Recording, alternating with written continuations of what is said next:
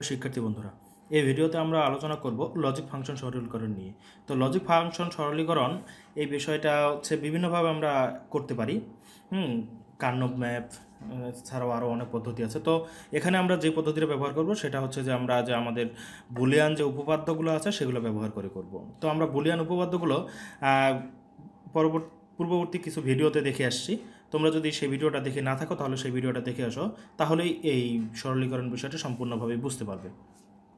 তো আমরা যাই দেখি একটু। যদি আমার ফাংশনটা এরকম হয় a প্লাস বি এর উপরে bar into B plus C এর উপরে বার, তার উপরে বার, তো এটার উপর এই ফাংশনটা যদি এরকম হয় তাহলে এটাকে সরলীকরণ আমরা কীভাবে করব? তো দেখো, এটা সরলীকরণ করার জন্য আমার যে মেইন যে বার, উপরের যে বার, সেটাকে ভেঙে দেবো এবং মিডিলে হচ্ছে গুণ চিহ্নটা প্লাস হয়ে গেল। কিভাবে? এই যে এই বারটা আমার, এই যে উপরের যে বারটা, এটা ভেঙে গেল, ভেঙে এখানে এই যে গুণ চিহ্নটা এটা প্লাস হয়ে গেল। কিন্তু কিভাবে হলো? এটা আমরা জানি যে একটা সূত্র, সেটা হচ্ছে ডি মর্গানের সূত্র। ডি মর্গানের সূত্র অনুযায়ী এটা হয়ে গেল। আচ্ছা, এর পরের লাইন কি? দেখো, এইবার উঠে গেছে, এইবার উঠে গেছে, বারগুলো আর নেই। কিন্তু কেন? আমরা জানি এ দ্বিপূরকের সূত্র, অর্থাৎ এ এর উপরে ডবল বার থাকলে সেই বারগুলো উঠে যায়, সাথে এটা এ হয়ে যায়। একইভাবে এখন আমি যদি ব্র্যাকেটগুলো তুলে দিই, আমরা যদি সাধারণ বীজগণিতের নিয়মে করি, তাহলে এরকম হয়ে যায়, ব্র্যাকেট উঠে গেলে এখানে প্লাস চিহ্ন বসে যায়। এখন আমি এর পরের লাইনে দেখো A plus B plus C, তাহলে আরেকটা বি কোথায় গেল?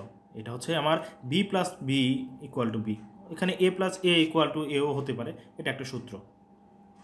তো একটা সার্কিটকে কীভাবে সরলীকরণ করতে হয় তা আমরা জানলাম। এভাবে বিভিন্ন সূত্র, যে আমাদের বিভিন্ন উপপাদ্যগুলো আছে বা বিভিন্ন সূত্রগুলো আছে, সেগুলো ব্যবহার করে আমরা যে কোনো এরকম সমীকরণকে সরলীকরণ করতে পারি। তো সরলীকরণ করার পর আমি পাইলাম এটা, অর্থাৎ সার্কিটের এই অবস্থায় যে আউটপুট ছিল, যদি আমি সার্কিটটাকে এভাবে ডিজাইন করি, একই আউটপুট পাবো। এটাই হচ্ছে সরলীকরণ। অর্থাৎ সরলীকরণ করলে আমার আউটপুট একই থাকবে। অর্থাৎ একই রকম ইনপুটের জন্য একই রকম আউটপুট থাকবে। এটা হচ্ছে সরলীকরণ। তো এভাবে যে কোনো সমীকরণকে তোমরা সরলীকরণ করে ফেলতে পারবা, সমস্যা নেই। যদি তোমাদের আরও এর চাইতে বেশি কোনো কোশ্চেন থাকে, কোনো সমীকরণ সরলীকরণ করতে গিয়ে কোনো সমস্যায় পড়ো, তাহলে কমেন্ট বক্সে কমেন্ট করবা, আমি অবশ্যই সেটা সলিউশন দেওয়ার চেষ্টা করব। তো আমরা দেখি আসলে এই যে আমরা সরলীকরণটা করলাম, এটার জন্য আমার কি লাভ হলো, এবং এই যে সমীকরণটা আমি এখান থেকে এটা আউটপুট পেলাম, অর্থাৎ এটার আর এটার যে আউটপুট একই হবে, এটা যে আমি বলতেছি, সেটা আসলেই কতটা যুক্তিযুক্ত বা এটা আসলে সত্য কিনা। তো দেখি আমি আমার লাভটা কী হলো আগে সেটা দেখি। আমার যদি প্রথম যে আমি ফাংশনটা পেয়েছিলাম a equal to a plus b, আমার যে প্রথম যেটা ছিল a plus b into B plus C এর উপরে বার, তার উপরে বার, তো এভাবে যদি আমি সার্কিটটা ডিজাইন করতে চাই তাহলে কী হবে? আমি এ প্লাস বি বার যদি আমি বের করতে চাই, প্রথমে এইটুকু অংশের জন্য এটা, আবার যদি পরের অংশটুকু দেখি একটু, তাহলে হচ্ছে এই যে বি প্লাস সি এর জন্য, এখানে যদি বি আর সি ইনপুট হয়, এখানে যদি এ আর বি ইনপুট হয়, তাহলে এইভাবে পাবো। তো মিডিলে ইনটু যেহেতু, তাহলে এটা অ্যান্ড গেটের সাহায্যে যুক্ত হবে, অ্যান্ড গেটের সাহায্যে যুক্ত হচ্ছে, তাহলে আমি এই পাশে পাবো কি? A plus b bar into B plus c bar. তো তার উপরে তো একটা বড় বার ফেলতে হবে, আমরা জানি তার উপরে একটা বার ফেলতে হলে আমাকে কি করতে হবে? একটা নট গেটের সাহায্য নিতে হবে, অর্থাৎ একটা নট গেট লাগাইতে হবে। নট গেট লাগাইলেই তার উপরে একটা বার পড়ে যাবে, এই আমি ফাইনাল আউটপুট পেয়ে যাচ্ছি। ঠিক আছে, কিন্তু আমি সরলীকরণ করার পরে যে সমীকরণটা পেয়েছি, যে রেজাল্ট এ প্লাস বি প্লাস সি, এই সার্কিটটা একটু দেখি।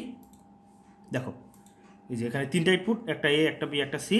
এর জন্য আমি আউটপুট জানি যে যোগ যেহেতু আছে, যোগ থাকলে অর গেট হচ্ছে যোগের কাজটা করে দেয়, তাহলে এই অর গেট ব্যবহার করেছি আমি, তাহলে আউটপুট আমি কী পাচ্ছি?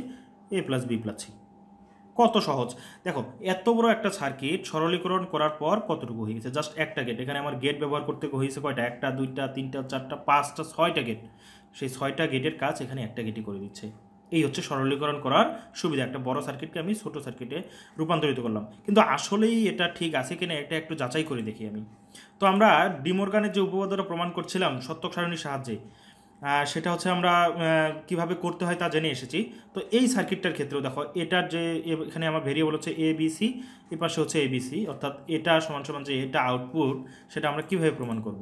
দেখো, কিভাবে এই ইনপুটগুলো নিতে হয়, কীভাবে এই ক্যালকুলেশনগুলো করতে হয় তোমরা করে নিবা।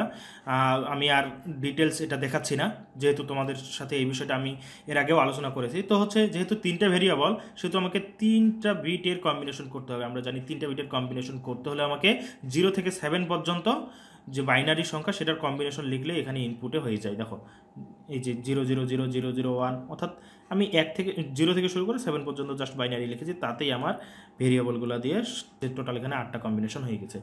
তো দেখো, এখানে আমার দরকার কি, এই যে a plus b bar b plus c bar তার উপরে বার, এটা আর a plus B plus c এই অপারেশন দুইটার আউটপুট একই কিনা দেখো তোমরা একটু।